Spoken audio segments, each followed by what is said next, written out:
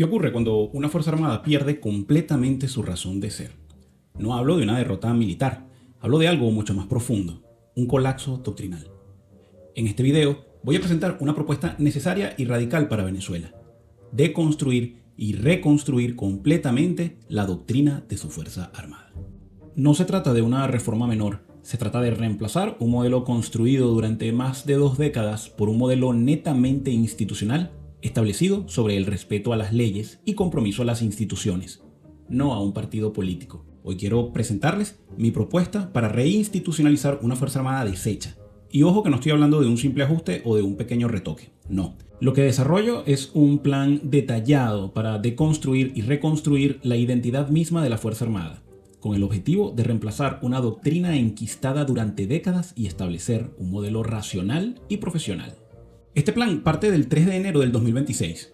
Ese día no lo planteo solo como un cambio político, sino como el momento de un auténtico colapso doctrinal. Lo que ocurrió ese día es difícil de entender, pues toda la ideología y doctrina que actuó como pegamento para la institución durante más de 20 años de repente se desvaneció, dejando tras de sí un vacío de propósito que, cuanto menos, resulta bastante peligroso. Para entender bien la propuesta, voy a seguir una hoja de ruta muy clara. Primero analizaré ese punto de inflexión que pulverizó absolutamente todo. Después voy a diagnosticar la doctrina del pasado para comprender el problema de raíz. Y a partir de allí expondré los principios de la nueva fuerza que propongo. Detallaré el complejo proceso de reconstrucción y finalmente intentaré responder a la pregunta del millón: ¿por qué es tan importante todo esto?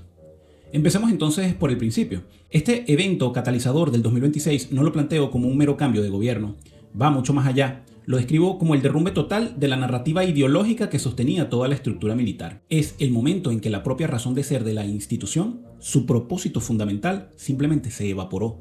Y las consecuencias que describo son inmediatas y bastante graves. Lo crucial aquí es que no estoy hablando de una derrota en el campo de batalla, sino de una implosión institucional. Es una crisis de identidad en toda regla, donde los oficiales y todo el personal profesional perdió su norte, perdieron su propósito y se fragmentaron en facciones con lealtades enfrentadas. Se convirtieron en un riesgo muy real. Ahora bien, para comprender la necesidad de una reforma tan profunda, considero absolutamente fundamental analizar el diagnóstico del problema. Y ese problema es la doctrina militar que estuvo vigente desde 1999 hasta el año 2026. Aquí está el meollo del asunto, el núcleo del diagnóstico. La doctrina previa no la defino en términos de una estrategia de defensa nacional, sino como un instrumento al servicio de un proyecto político. Su eje era puramente ideológico, como bien lo sabemos. La lealtad no era a la Constitución o al Estado, sino a ese proyecto, a esa persona, a ese partido político. Y su visión del mundo era geopolítica, sí, pero con un enemigo permanente, predefinido y con alianzas basadas en afinidades ideológicas, no necesariamente en los intereses del Estado. Lo que esta ilustración muestra es básicamente el efecto dominó de la degradación institucional. La pérdida de neutralidad es la primera ficha que cae. A partir de allí se confunde la defensa de la nación con la defensa de un gobierno. Se empieza a justificar internamente actos ilegales y se expande el rol militar a áreas que no le corresponden, como la economía o el control social.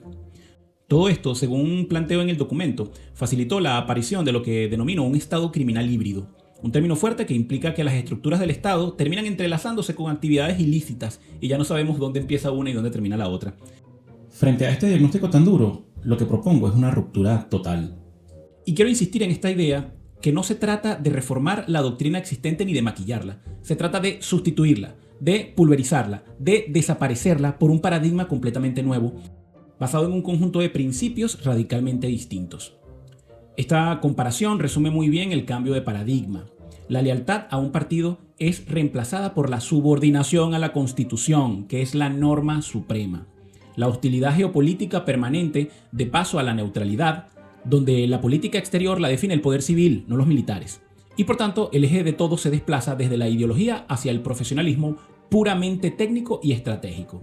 En el documento lo resumo en 3 pilares fundamentales: la defensa de la República, no de un proyecto político; la neutralidad geopolítica e institucional, dejando claro que la política exterior es competencia del poder civil; y el profesionalismo técnico centrado en estrategia, logística y capacidades, no en una ideología.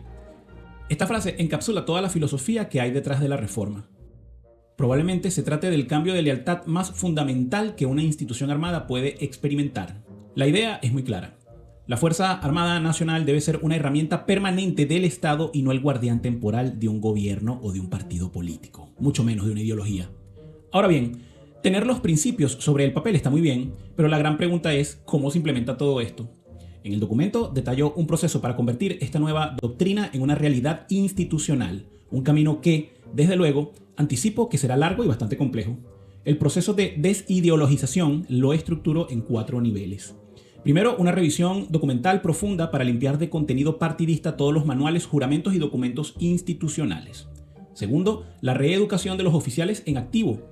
Tercero, una reforma estructural en todas las escuelas militares donde se forman las futuras generaciones. Y cuarto, una transformación cultural donde el prestigio interno vuelva a basarse en el honor profesional y no en la militancia política. En paralelo, propongo un exhaustivo proceso de vetting, es decir, de depuración del personal, y lo estructuro en 3 fases muy claras. Un diagnóstico rápido en los primeros 100 días, después una evaluación integral que duraría aproximadamente un año, y finalmente una base de reintegración y monitoreo para asegurar que los cambios se consoliden en el tiempo. La siguiente pregunta es evidente: ¿con qué criterios se llevaría a cabo este proceso? Pues en el documento soy bastante explícito. Distingo claramente entre factores de exclusión, como la participación en crímenes graves o corrupción, y criterios de elegibilidad para permanecer en la institución, como tener un historial limpio y demostrar un compromiso real con la nueva doctrina profesional y constitucional. Ahora bien, ¿qué ocurre con quienes no superan ese filtro por tener una responsabilidad penal grave? Aquí el plan es tajante, no contempla amnistía para crímenes de lesa humanidad o delitos cometidos en el marco de la Constitución o de las leyes. Para estos casos planteo un esquema de justicia transicional denominado desarme, desmovilización y sometimiento a la ley, o DDS, donde la prioridad absoluta es la rendición de cuentas ante la justicia. Y así llegamos a la pregunta estratégica final.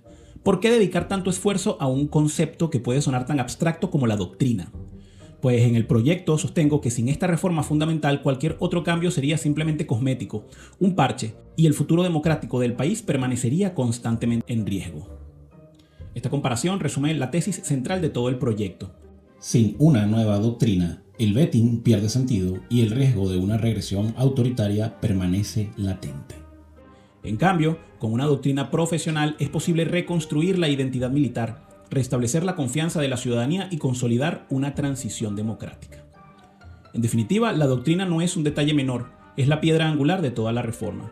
Y quiero cerrar con la pregunta que, en el fondo, atraviesa todo este ambicioso proyecto. Más allá de los manuales, de los programas y de las leyes, el verdadero desafío es cultural y también psicológico. ¿Es realmente posible que una institución que ha sido formada durante décadas bajo una narrativa tan intensa logre reescribir su propio ADN para servir a un propósito completamente nuevo? La respuesta a esa pregunta probablemente determinará algo mucho más grande que una reforma militar. Determinará si una transición democrática en Venezuela puede realmente consolidarse o volver a fracasar.